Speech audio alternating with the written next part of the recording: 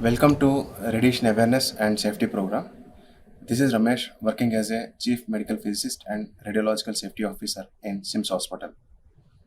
So, the content of this program is what is radiation, where it is located in our hospital, what are the effects of radiation, who is the regulatory body, how to protect from radiation exposure. So, first of all, what is radiation? Radiation is the process of emitting energy in the form of waves and particles. There are two types of radiations are there. One is non-ionizing and ionizing. In the case of non-ionizing radiation, it doesn't have a sufficient energy to remove the outermost orbital electrons of an atom. Light, microwaves, lasers come under this category. Whereas in the case of ionizing radiation, it is having a sufficient energy to remove the outermost orbital electrons of an atom. So, it is generally ionizing radiations are more dangerous than the non-ionizing radiations. Alpha particles, beta particles, X-rays, gamma rays, and neutrons are the examples of ionizing radiation. This is the spectrum of radiation, and this spectrum is categorized on the basis of energy. Till UV rays, we are calling them as a non-ionizing radiation. Beyond the UV rays, we are calling them as a ionizing radiation. So these are the different penetrating abilities of a non-ionizing radiations. So as radiation is not visible, how can we know whether there is a radiation is there or not? Answer is from the radiation symbols here. So this triangular symbol is used for the X-ray producing equipments, whereas this trifoil symbol is used for the radioactive isotopes. So radiation has wide range of application in healthcare industry. In SIMS, we are using 19 radiation generating equipments for the diagnostic as well as for the cancer treatment here. Now, radiation generating equipments in SIMS hospital. Now I will explain about the different radiation generating equipments in the floor wise. Radiation oncology department -2 cancer block. Here we are using two linear accelerators. Simply name it as we are calling them as a LA1 and LA2. In the LA1, it will generate the energy in the range of 15 megavolt.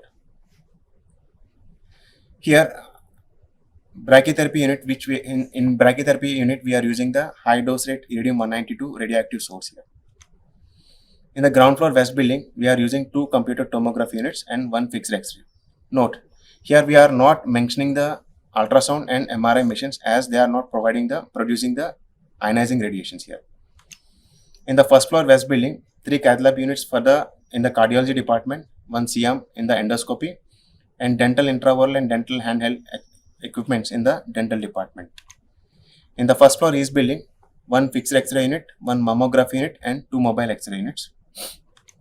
In the 6th floor east building, GOT, 3 CM units we are using here. For measuring the radiation units are gray, which is used for the absolute dose measurement, whereas CWET is used for the effective dose measurement here. So radiation present in the environment, which is called as a background radiation. Around 82% of background radiation is from the natural sources. Majority is from the radon gas.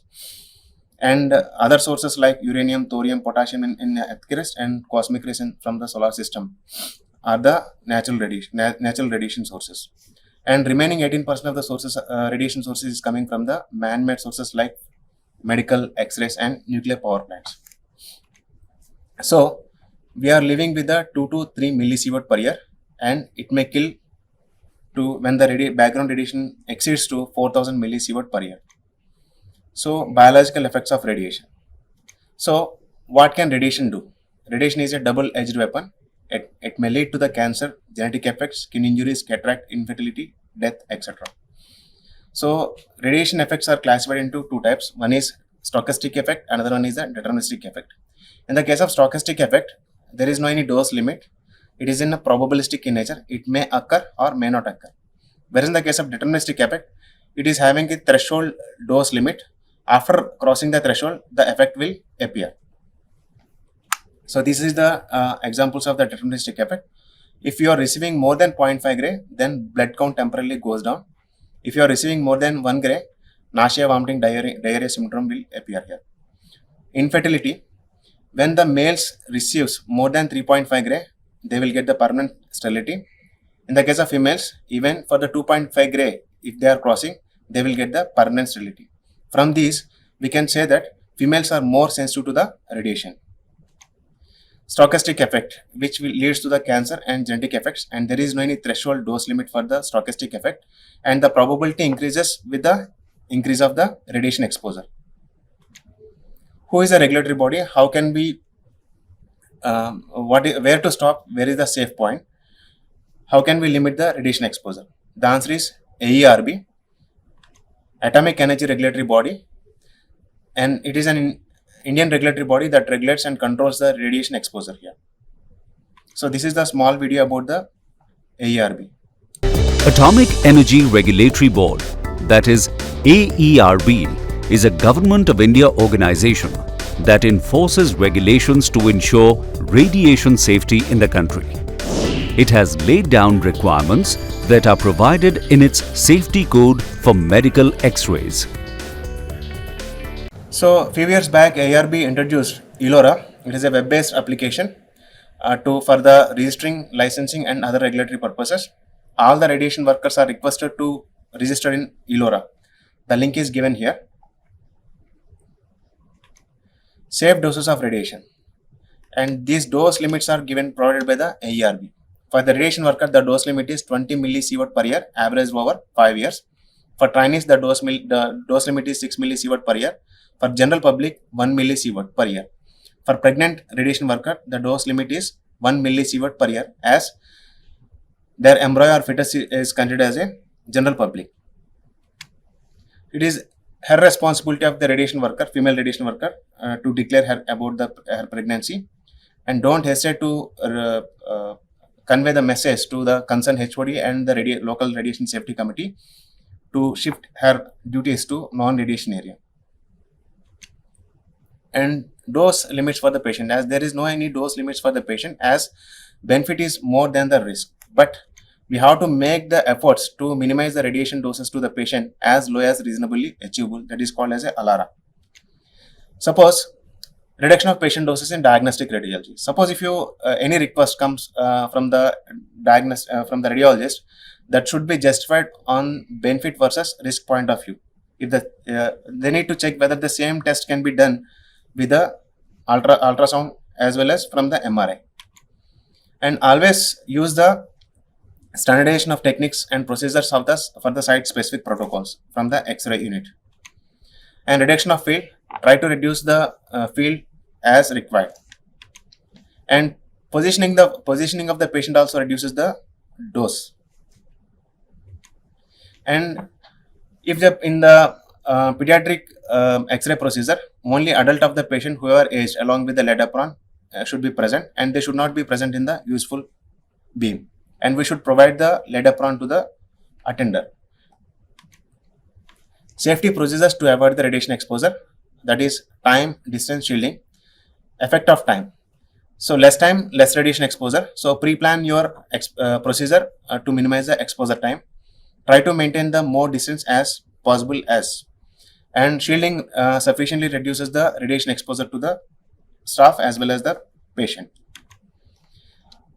We are having sufficient number of personal protective equipment, PPE, like mobile lead barrier, gonals, thyroid shields, lead aprons, etc. And don't fold and dump on the floor your lead aprons. Always hang after usage to the hanger. This is the results of the improper storage and handling of the lead aprons. Radiation protection in radiography procedure. Always work beyond the protective barrier, and always use the extendable control cable when you are using the mobile X-rays. Always operate the CT from the control console, and always operate the mammograph unit from the mobile lead barrier. Radiation protection fluoroscopy procedure. So interventional radiologists and cardiologists are the most likely personnel to get the highest annual doses, and these are the good practices to minimize the radiation exposure. Staff dose increases with inappropriate X-ray tube positioning. Keep the X-ray tube under the couch. This provides better protection from scattered radiation. Avoid standing on the tube side for oblique and horizontal X-ray beam. Stand on the side of the transmitted beam, that is, on the side of the imager. Transmitted beam contains only a small fraction of incident radiation and its respective scatter. This also helps in reduction in dose to the eye. Avoid putting your hand in direct X-ray beam. The couch hanging lead flaps, lateral shield and ceiling suspended glass attenuates the radiation reaching the operator to a large extent. Reducing the doses to the patient in the fluoroscopy. Most of the radiation received by us is due to scattered radiation emerging from patient body. So, if we can reduce dose to the patient without compromising on image quality, we can also achieve reduction in doctors and staff dose. Let us see how. Maximizing the distance between the X-ray tube and the patient and minimizing the distance between the patient and the imager will help in reducing the radiation dose. Step on the paddle only when looking at the screen. Collimate the X-ray beam to the area of interest.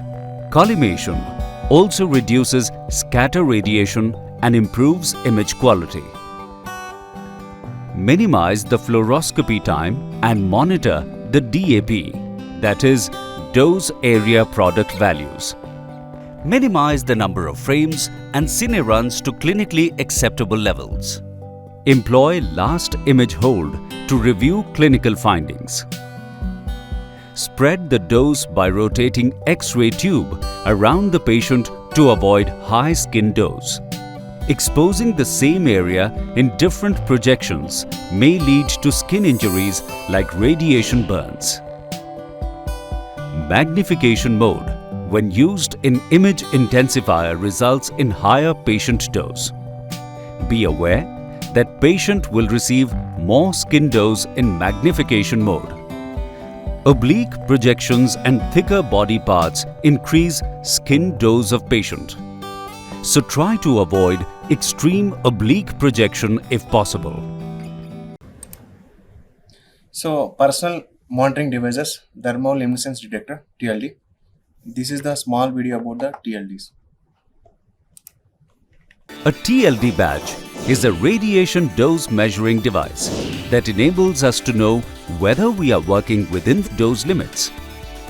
Make sure you always wear your own TLD badge at chest level. Above the badge, you must wear a lead apron. It attenuates X-ray and reduces radiation dose during X-rays imaging. For added safety, use thyroid shields and protective goggles. So don't leave your TLD in the X-ray room. And all user cards or unused TLD badges must return after every service period. TLD dose reports are always available with the RSO level 3, TPS room, cancer block, basement 2. Thank you.